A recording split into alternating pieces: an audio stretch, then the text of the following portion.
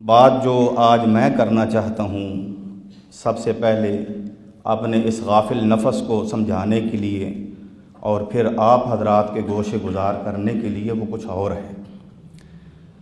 نبی صلی اللہ علیہ وسلم کا ارشاد گرامی ہے، صحیح بخاری اور مسلم کی حدیث ہے۔ حضرت انس رضی اللہ عنہ اس حدیث کے راوی ہیں۔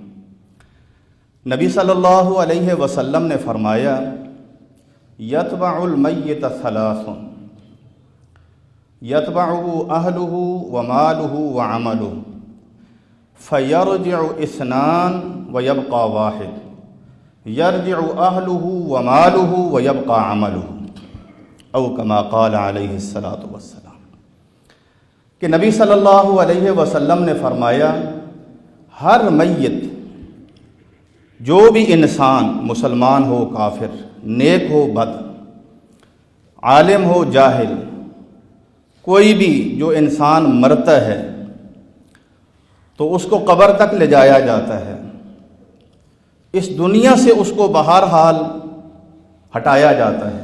یہ حقیقت ہے۔ چلو، تو فرمایا تین چیزیں اس کے ساتھ جاتی ہیں۔ کتنی چیزیں جاتی ہیں؟ تین چیزیں۔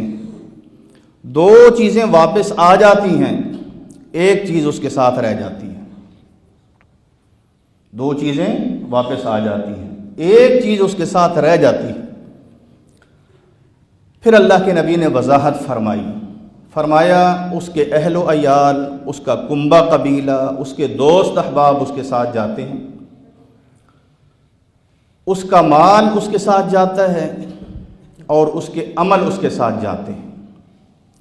یہ تین چیزیں اس کے ساتھ اس کو گھر سے اٹھا کے لے کے جاتی ہیں، تین چیزیں قبر تک جاتی ہیں۔ پھر جب اس کو دفن کیا جا رہا ہوتا ہے اور دفن کر کے فراغت جب لوگ پاتے ہیں، دو چیزیں واپس آ جاتی ہیں، دو چیزیں واپس آ جاتی ہیں۔ اس کے اہل و عیال، اس کے عزیز و اقارب واپس آ جاتے ہیں، اس کا مال بھی واپس آ جاتا ہے، اور اس کا عمل اس کے ساتھ باقی رہ جاتا ہے۔ ابھی بھی شاید اس معاملے کی اہمیت اور نزاکت کا ہمیں احساس نہ ہوا ہو۔ ایک اور حدیث سن لیں۔ اس حدیث کے بھی حضرت انس رضی اللہ عنہ راوی ہیں، حضرت نعمان بن بشیر رضی اللہ عنہ بھی اس حدیث کے راوی ہیں، کہ اس دنیا میں جو بھی کوئی مرد یا عورت ہے، کوئی بندہ بشر، کوئی انسان، تین چیزیں اس کے زندگی میں اس کے ساتھ ہوتی ہیں، تین چیزیں اس کی دوست ہوتی ہیں۔ ایک اس کے اہل و عیال، اس کے رشتہ دار، دوسرا اس کا مال جس کو وہ جمع کرتا ہے، جس کے اندر وہ گھومتا رہتا ہے، جس کو اپنے دل میں بھی بساتا ہے، جس کو دیکھ کے خوش ہوتا ہے، اور تیسرے اس کے اعمال جو اسے سرزد ہو رہے ہوتے ہیں۔ اب جب اس کی موت کا وقت آتا ہے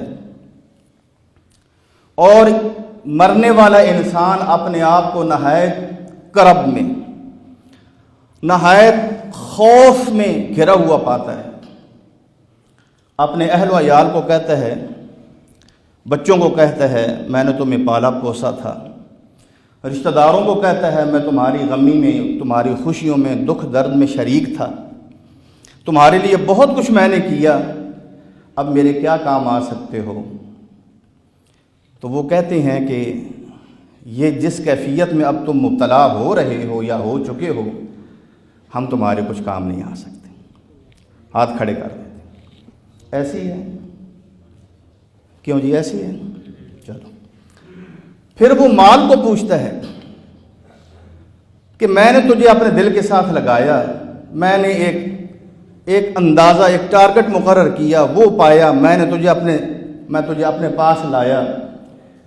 یہ تو پھر آگے جا کے پتہ چلے گا نا کیسے لایا، حلال طریقے سے لایا، حرام طریقے سے لایا، یہ تو حساب بات کا ہے، اور یہ بڑا پکا ہے کہ اللہ پوچھیں گے مال کہاں سے حاصل کیا تھا اور کہاں پہ خرچ کیا تھا۔ یہ تو سوال ہونا ہے۔ وہ اس مال سے پوچھتا ہے کہ دن رات میں نے تمہیں اپنے سینے سے لگائے رکھا، یہ محل اس کی طرف نظر کرتا ہے، یہ ساز و سامان اس کی طرف نظر کرتا ہے، سوچتا ہے میرا بینک بیلنس اتنا ہے، کروڑوں اربوں خربوں کا میں مالک ہوں۔ وہ یہ بھی سوچتا ہے کہ دوسرے ملک میں بھی میری پراپرٹی ہے، لیکن وہ اس مال سے سوال کرتا ہے کہ جس مصیبت میں اب میں مبتلا ہو چکا ہوں تو میرے کیا کام آ سکتا ہے۔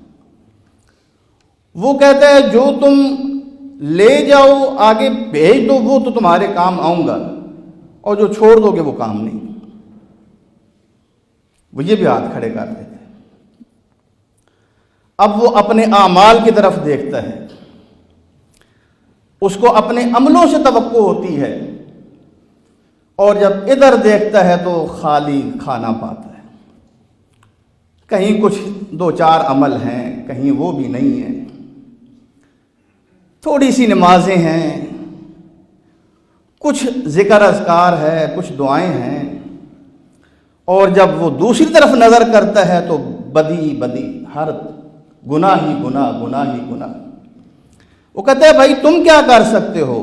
تو عمل کہتے ہیں یہ تمہیں جہاں چھوڑ دیں گے بادشاہ کے دروازے کے پاس، قبر کی کال کوٹھڑی میں تمہیں جب یہ بند کر کے واپس آئیں گے میں تیرے ساتھ جاؤں گا، جہاں تو جائے گا میں تیرے ساتھ ہوں گا، جہاں نکلے گا میں تیرے ساتھ ہوں گا، یہ سب کچھ یہ پیچھے رہ جائے۔